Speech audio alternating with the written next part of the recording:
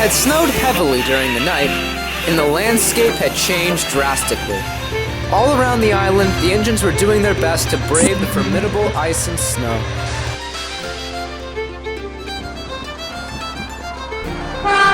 Dart was enjoying his morning run. Along the way, he came to a narrow bridge. The cold wind blew furiously, twisting and whirring at Dart from all directions.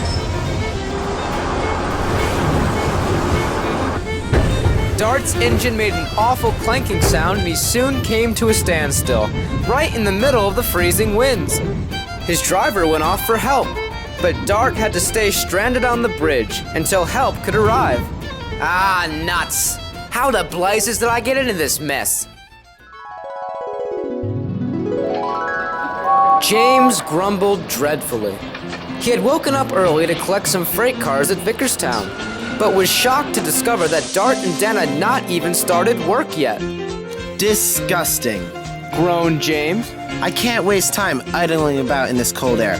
You two better show a wheel and get moving. Ah, suck it up, you little teapot, laughed Dart. You're always boiler aching over nothing. What you need is some decent willpower. What he means is that we diesels don't have the luxury of your, firebox. We've spent the night out here in the cold, and you don't see us complaining. I'll do no such thing. It's frigid. I'm freezing to the frames.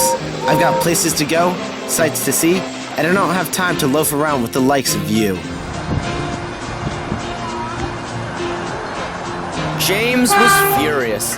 He waited impatiently for Dart.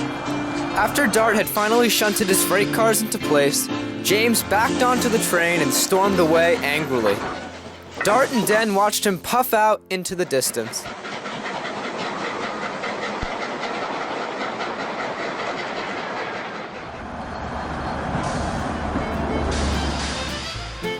Dear Lord, it was cold last night.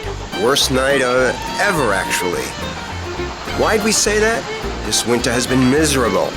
I like jokes, I guess, chuckled Dart.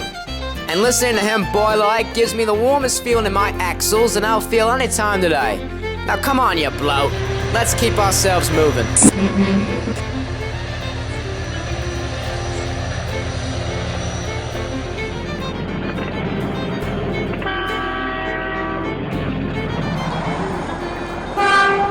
Dart and Den worked hard all afternoon, vying endlessly to stay warm. Surprisingly, when they stopped to rest, they were anxious to get moving again. Their desire to stay warm had become a running joke with the other diesels. Dizzy diesels, don't those wagons need moving, driver? That sodden arrangement looks rather, awkward. What are you, the yard's creative consultant? Den shunted those there a half hour ago. It's probably because it's Arctic tundra out here, and he's too proud to admit it. No, I just want to keep moving so I can... Stay warm. Just admit it, little chap, you're cold. Dart was very cross.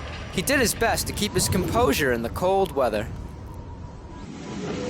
A week later, Henry arrived to collect a goods train. Dart and Den were silently shivering in the bitter cold, but they perked up when they saw Henry. Hello, Henry, said Dart. What can I do you for?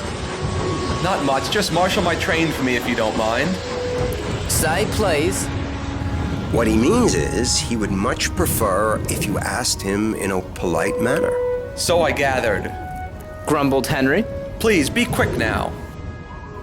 Before Dart could marshal his train, however, Henry was having his own difficulties. Ugh, despicable. My fire's acting up. It just won't get going properly. I feel terrible.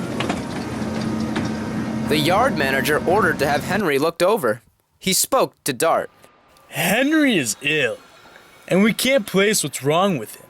Tomorrow, you'll have to take his train to Crovin's Gate. Donald will take over from halfway. Of course, Dart came to view that act of kindness with much regret. He hoped help would arrive soon. To Dart's surprise, the engine to come to his rescue was none other than James the Red Engine.